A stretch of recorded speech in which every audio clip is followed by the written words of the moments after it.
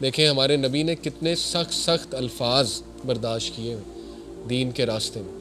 اس لیے اگر آپ کے گھر والے آپ کو کوئی سخت الفاظ کہہ جاتے ہیں، والد، والدہ، چچا، کوئی بھی، نو پرابلم، ریوارڈ ہے انشاءاللہ اس کا. دین کے راستے میں کوئی بھی چیز آپ کو مشکل آئے گی، وہ اللہ تعالیٰ آپ کو جزا دے گا اس کے حوالے سے. ٹھیک ہے، تو اللہ کے نبی صلی اللہ علیہ وسلم نے ان کو سنا، اتنے سخت الفاظ سن لیے فار دا سیک آف اللہ. پھر اللہ کے نبی صلی اللہ علیہ وسلم نے ان سے یہ کہا، okay I will leave but please don't tell the Quraysh I came. ہمارے نبی صلی اللہ علیہ وسلم نے ان سے کہا کہ آپ قریش کو نہ بتائیے گا میں یہاں آیا، کیونکہ ظاہر ہے اس سے معاملات بگڑ سکتے. تو اس پہ انہوں نے ایگری کیا تینوں نے کہ ٹھیک ہے ہم قریش کو نہیں بتائیں گے. اب اللہ کے نبی صلی اللہ علیہ وسلم نے ہمت نہیں ہاری، تقریباً 1 ہفتہ طائف میں رہے. روایات میں آتا ہے تقریباً 1 ویک رہے. اور طائف کی وہ گلیاں بھی میں نے دیکھیں جہاں ہمارے نبی صلی اللہ علیہ وسلم پہ پتھراؤ ہوا، ان گلیوں سے ابھی تک غم کی سی کیفیت، سیڈنس ٹپکتی ہے. اور میں نے وہ مسجد بھی دیکھی، مسجد عدس، حضرت عدس تھے نا جو غلام تھے جو نبی اکرم صلی اللہ علیہ وسلم کے پاس انگور لے کر آئے تھے، اور اللہ کے نبی صلی اللہ علیہ وسلم نے ان کو دعوت پیش کی تو انہوں نے اسلام قبول کر لیا. کرسچن سلیو تھے حضرت عدس، تو وہاں اب انہوں نے مسجد عدس بنائی ہوئی ہے، چھوٹی سی مسجد ہے. تو آپ یہاں سے اندازہ لگائیں کہ اللہ کے نبی صلی اللہ علیہ وسلم didn't give up even though ان کے ساتھ اتنی زیادہ دکھی انسیڈنٹ ہو گیا. تو انہوں نے کہا نہیں اس کو تو دعوت پیش کروں نا. اتنا فوکس، اتنا زیادہ سیلف ڈریون یہ کوئی انسان نہیں دنیا میں ہو سکتا. ٹھیک ہے، ان کا مقابلہ نہیں کیا جا سکتا. تو خیر 1 ہفتے میں اللہ کے نبی صلی اللہ علیہ وسلم طائف کی ان مارکیٹس میں دعوت دیتے رہے. وہ مارکیٹس بھی میں نے دیکھی ہیں وہاں پہ، اب تو بہت ماڈرن بنا دی انہوں نے.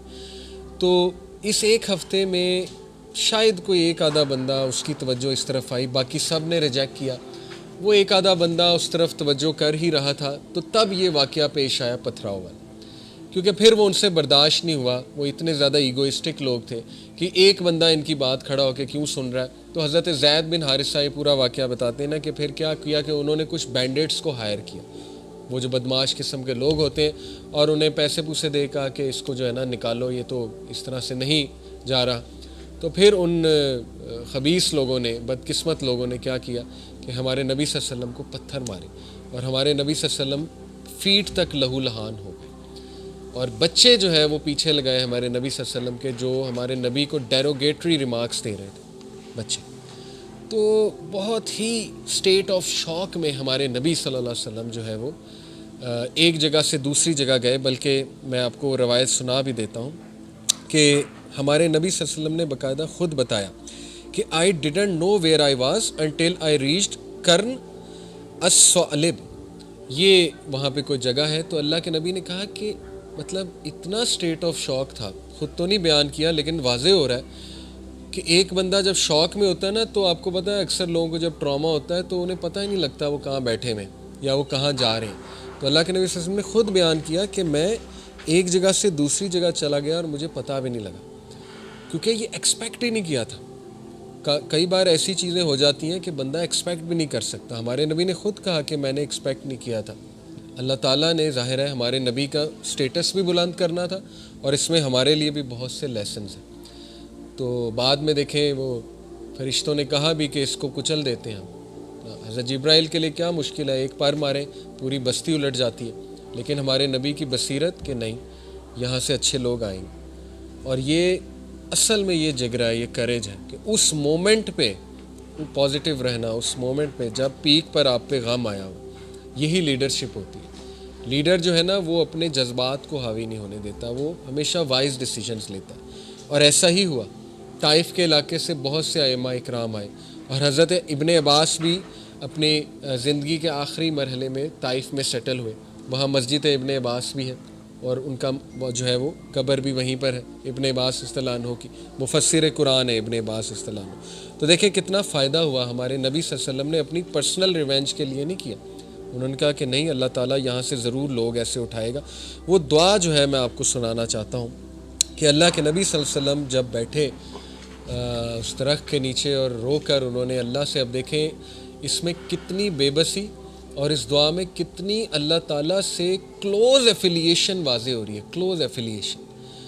او Allah, to you I complain of my weakness of strength and my helplessness and loneliness before men. اے اللہ میں صرف تیرے سامنے اپنی کمزوری کی جو طاقت کے حوالے سے میری کمزوری ہے، ظاہر ہے مینٹل اسٹرینتھ کے حوالے سے، فزیکل اسٹرینتھ کے حوالے سے جو کمزوری ہے، اینڈ مائی ہیلپ لیسنس، اپنی بیچارگی اور اپنی لونلینس بیفور مین صرف تیرے سامنے شیئر کرتا ہوں. You are the most merciful and the lord of those who are humble and weak and you are my lord. یہ دعا کے بہترین طریقہ ہے کہ اللہ تعالیٰ کو اس کے ناموں سے پکارا جائے، اللہ تعالیٰ کو اس کی مرسی کا واسطہ دیا جائے. ٹھیک ہے نا. To whom do you leave me with, اے اللہ کن کے حوالے کرتا ہے مجھے. سبحان اللہ، دیکھیں کتنی محبت، کتنی ایفیلیشن آپ نے کرنی ہے. اللہ تعالیٰ سے جا کر بات کریں کہ اے اللہ کیا میں اس طرح زندگی بسر کروں گا. کہیں اللہ کو کہ اللہ کیا میں ڈی موٹیویشن میں، کیا تیرا بندہ انرجی لیس زندگی گزارے گا، کیا تیرا بندہ جو ہے وہ کبھی کھڑا نہیں ہوگا. اللہ تعالیٰ کو بڑا پسند آئیں گے یہ الفاظ، I am sure about that. تو کہا اے اللہ کن کے حوالے کرتا ہے مجھے. To somebody who is a stranger that will treat me harshly. اے اللہ ایسے شخص کے حوالے کرے گا جو اسٹرینجر ہے، جو میرے ساتھ اس طرح کا رویہ اپنائے گا. اور to a close relative whom you have given ultimate power over me. سبحان اللہ. یا مجھے ایک ایسے رشتہ دار کے حوالے کرے گا جو مجھ سے اوپر ہے پاور میں اور جو مجھے اوور پاور کر جائے گا. ابو لہب کی طرف اشارہ ہے. اللہ اکبر. یعنی کھل کے کوئی بات نہیں چھپائی، حالانکہ اللہ کو سب پتہ ہے، آپ کی دل کی بات پتہ ہے، لیکن نہیں کہا اے اللہ ان کے حوالے کر دے گا مجھے. ایز لانگ ایز، پھر کہا اے Allah as long as you are not displeased with me nothing else matters.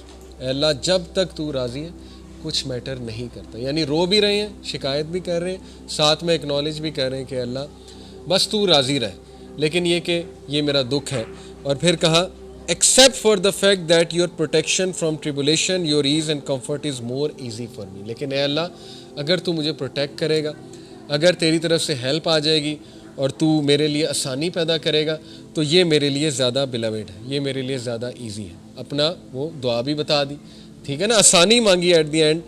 او اللہ I seek refuge in your face that is the source of the light that gets rid of the darkness because of which this world is guided. کتنے خوبصورت الفاظ ہیں کہ اللہ تیرے چہرے کا جو نور ہے، جو کہ لائٹ ہے اصل میں اس میں پناہ چاہتا ہوں. اب یہ بڑے خوبصورت الفاظ ہیں. اللہ کو اس کے اسماء و حسنہ کا ایٹریبیوٹس کا واسطہ دینا یہ دعا کو بڑا پاورفل بناتا ہے. ٹھیک ہے نا، اللہ کے ناموں کا آپ کو پتہ ہونا چاہیے. تو کہا کہ اللہ میں اس کی پناہ میں آتا ہوں اور میں آپ کے چہرے کا جو نور ہے اس کی پناہ چاہتا ہوں، اور اس چہرے کے نور کی وجہ سے جو ہے وہ ڈارکنیس جو ہے وہ دور ہوتی ہے، اس لائٹ کی وجہ سے، اور تمام دنیا میں ہدایت ہوتی ہے. And I seek refuge in your face that your anger comes down. اور میں اس سے پناہ چاہتا ہوں، آپ کے چہرے کی پناہ، کہ اللہ آپ کا غضب جو ہے وہ یہاں پر آئے. It's your right to criticize until you are content. اے اللہ آپ کا رائٹ ہے، جو آپ کریں، آپ کسی کو کرٹیسائز کریں، آپ کسی کو دیں نہ دیں، یہ آپ کا رائٹ ہے Allah. And there is no power no change except with you and through you. جیسے ہم کہتے ہیں نا لا حول ولا قوت الا باللہ، کہ Allah no strength no power except by. اس دعا کو اگر آپ سمجھ لیں، اس میں محبت بھی ہے، اللہ کی تعریف بھی ہے، اور بار بار اکنالجمنٹ ہے اللہ کی، بار بار کہ اللہ تو پاورفل ہے، تو پاورفل ہے، اللہ تو راضی ہے تو سب ٹھیک ہے. لیکن ساتھ میں پورا دکھ بھی بیان ہو گیا اور ساتھ میں اپنی جو دل کی بات تھی وہ بھی مانگی. تو یہ دعا میں سمجھتا ہوں ہمیں سیکھنی بھی چاہیے، اور اس سے ملتے جلتے الفاظ ہمیں اللہ تعالیٰ کو ضرور پیش کرنے چاہیے کہ اللہ مجھے کھڑا کر دے، اللہ مجھے میرے لیے آسانی کر دے.